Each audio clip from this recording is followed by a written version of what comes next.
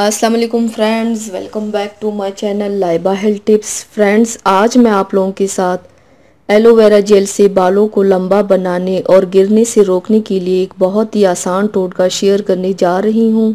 Friends, aloe vera gel बालों की खूबसूरती के लिए सदियों से इस्तेमाल हो रहा है। इससे ना सिर्फ बालों का गिरना बंद होता है बल्कि बालों की ग्रोथ भी तेज होती है और गंजपन का इलाज भी एलोवेरा जेल में है। तो चलिए शुरू करते हैं, पर इसके पहले प्लीज़ मेरे चैनल को सब्सक्राइब कर लीजिए और बेल आइकन को दबाइए एवरी लेटेस्ट ब्यूटी अपडेट को सबसे पहले पाने के लिए। इसके लिए आप लोगों को चाहिए बालों की ग्रोथ के लिए सबसे पहले ब्लेंडर में 3 से 4 चम्मच एलोवेरा जेल ले। अब उसमें 2 चम्मच पीसी हुई अदरक डालें। दोनों को अच्छी तरह से ब्लेंड कर लें। ब्लेंड करने के बाद इस मास्क को बालों की जड़ों में अच्छी तरह से लगाएं और मसाज करें। 2 घंटे तक लगा रहने दें। 2 घंटे के बाद बालों को शैम्पू से धो लें।